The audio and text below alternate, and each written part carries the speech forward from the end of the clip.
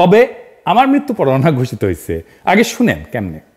পিনাকি ভট্টাচার্য ফ্রান্সের একটা লয়ের কথা বলি, if you kill someone you don't need to death penalty, maybe life in the prison 10 years 12 years। ফ্রান্সে কি বাংলাদেশের মানুষ নাই? পিনাকির মতন একটা কুকুর এই ধরনের কাজ করে যাবে আর বাংলাদেশের মানুষ এখানে বসে আছে? অ্যাসাইলাম মারা একটা কুকুর এখানে বসে আছে, এই কুকুরটা গলা কাইটা যদি এখানে কোনো মানুষের ডেথ পেনাল্টি হবে না, life in the prison. I am challenging. I am sorry. সে বলতেছে ফ্রান্সে তো খুনের শাস্তি 10 বছর জেল, ফাঁসি তো দিবে না, তো পিনাকে খুন করে না কেউ কেন ফ্রান্সে? হাসিনা এক বক্তৃতায় গেল ক্ষমতা, আর এক বক্তৃতায় গেল 32 নম্বর। আলহামদুলিল্লাহ, আমার শহীদের মৃত্যু হইলে না বাংলাদেশে আমার ক্ষুদ্র ভ্রাতার ভগিনেরা ছোট বড় মাঝারি কোমল কঠোর বাকশালীদের আস্ত রাখবে না, ছানা বানা করে ফেলবে।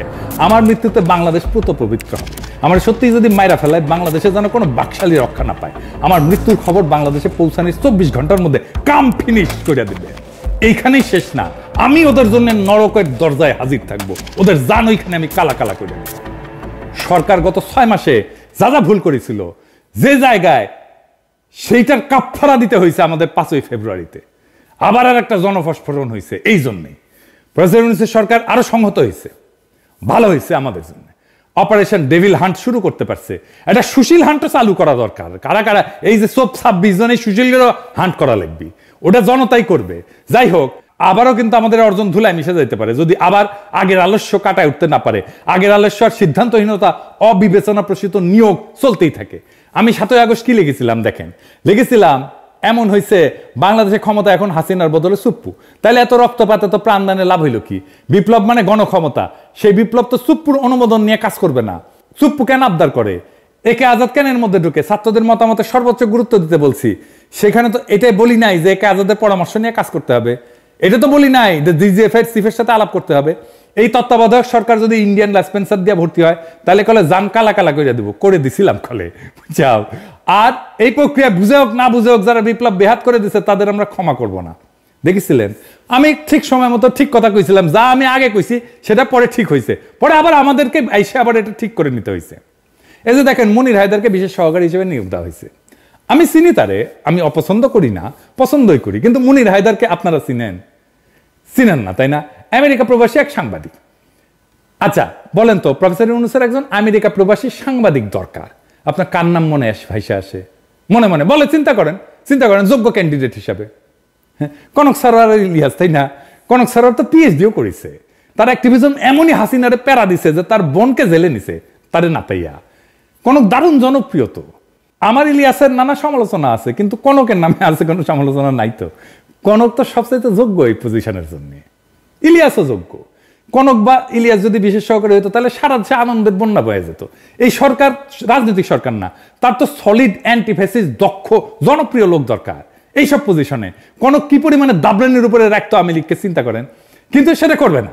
শুনলাম আলী রিয়াজ আর বদিউল আলম মজুমদার রিকমেন্ডেশন না হয়েছে। তো প্রফেসর ইউনূস আপনি যে আয়নাঘর দেখতে যাইতে পারেন না, এখনো পারতেছেন?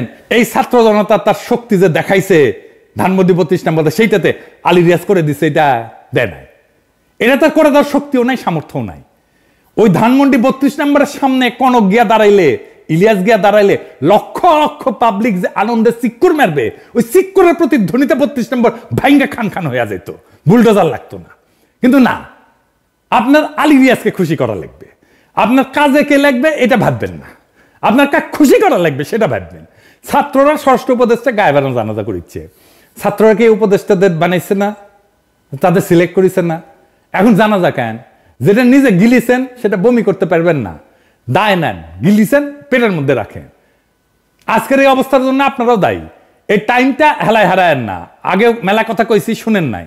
আগামীকাল আপনাদের জন্য আলাদা এপিসোড করব, কেমনে নতুন রাজনৈতিক দল করবেন। এটা আপনাদের কোনো স্যাদব্যাদ আছে বলে তো মনে হইতেছে না। মন দিয়ে শুনেন। অনেকে কইতে পারেন, ওদের তো গোপনে কইতে পারেন না, আলাদা আলাদা করে কইছি মেলা কইছি, কাজ হয় না। এক কান দিয়ে ঢুকে আর এক কান দিয়ে বের করে দেয়। মানে আমি কইছি না যে নিজে যেটা স্বপ্ন দেখি সেটাকে বাস্তব করার জন্য আমি জীবন দিয়ে দিতে পারি, কিন্তু অন্যের কাছে আমার সেই স্বপ্নটা তো কাজ বা টাস্ক, তাই সে সেইটার জন্য জীবন দিয়ে দেয় না, কমিট করে না। আমি এটাতে শুধু তার জন্য কয়া দেবো তা না, যে কোনো দল এই স্ট্র্যাটেজি অনুসরণ করতে পারে, ছাত্ররা করলে ভালো না হয়। আমি যদি কখনো রাজনৈতিক দল টল করি তাহলে এই পদ্ধতি অনুসরণ করব। যাই হোক, আগের প্রসঙ্গে আসি। একটা ভালো জনপ্রিয় মানুষের মনোনয়ন কিভাবে মানুষের আনন্দের উৎস হয় সেটা 21শে পদকে আমরা দেখলাম।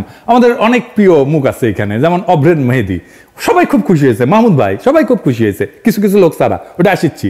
শহীদুল আলম, এই জন্য জনপ্রিয় মুখ লাগে।